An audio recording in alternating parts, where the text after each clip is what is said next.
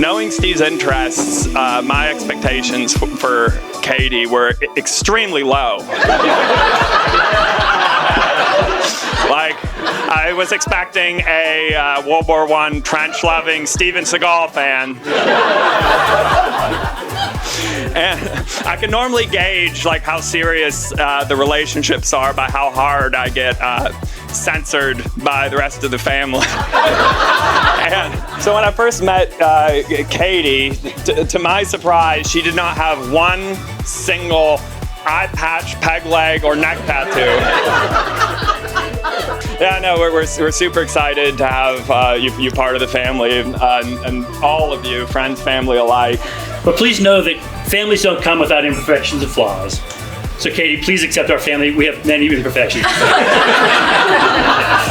But as you go through life and you have these inevitable bumps in the road along the way, try to look at the other person's side, the other person's opinion, and become a better husband or a better wife. But please know, as in my case, you don't always have to listen to your mother-in-law. Going well. I think we lost her, Jim.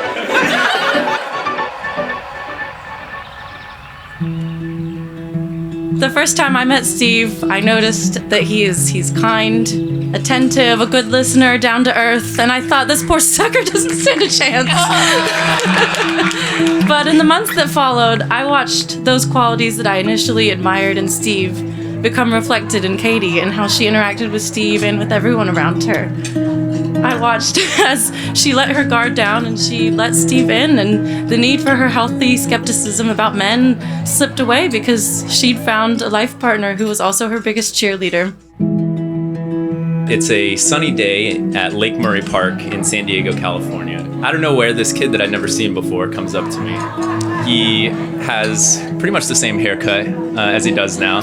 He's wearing a yellow and black t-shirt with some Pittsburgh sports team on it. And he asks me if he can play football too.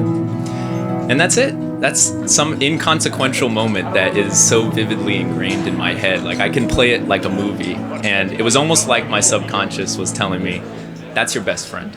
So don't forget this moment.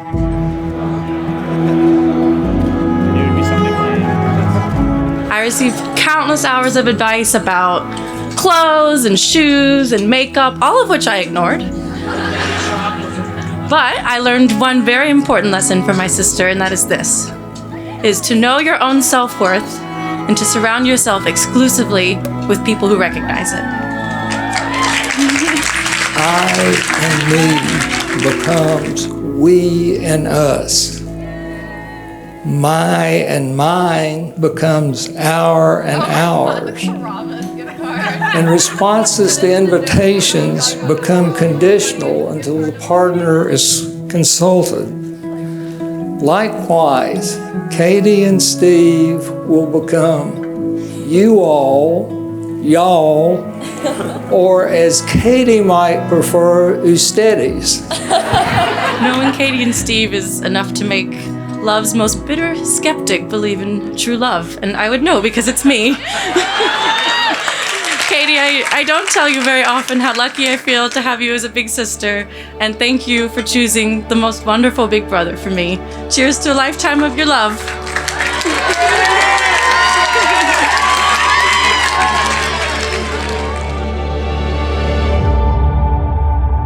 It was evident early on that not only was Katie special and brought joy to my life and our lives, but she changed me personally. I remember it was July 4th. Being a bit of a pyromaniac, I had a illegal fireworks show for her and her friends out in back. And, you know, near the end, I had the big kind of crowning one was a huge 5x5 mortar block. I will acknowledge there's a chance I didn't fully secure the base. And so when the first one fired, it flipped on its side and then every half second started firing and spinning like a Gatling gun. So it was spinning, firing these mortar shells, and kids were screaming, ducking behind bushes, hitting the pavement. Again, I tell the story partly because I enjoyed it, but also, more importantly, to get to what Katie again means to me, and another, just one of the many other examples of where I learned from her, is all her friends then said, okay, great, let's go over to someone's house, we'll have fun and do whatever. She said, no, I'm staying back with my dad. And at first I thought, that's just super nice and sweet. That's just Katie being Katie, right? She's going to help me clean up. The reason she really stayed was she knew, and this again just shows her incredible warmth and empathy, is she knew I was in big trouble, right? The thing I didn't mention is, in addition to people getting hurt, I did blow a mortar hole through Marion's back windshield. And I know it's kind of a funny story, and I picked it partially because it was an interesting one, but it really does, I think, capture another element of how Katie is just immediately, automatically, deep in her nature, thinking about other people, and thinking about what's going on and how she can help.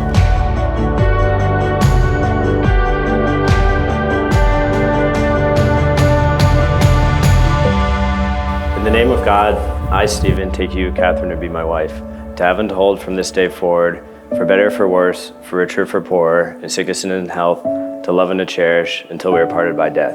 This is my solemn vow.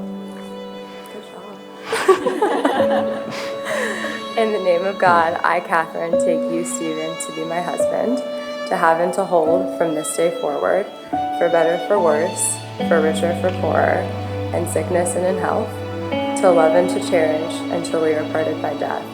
This is my solemn vow.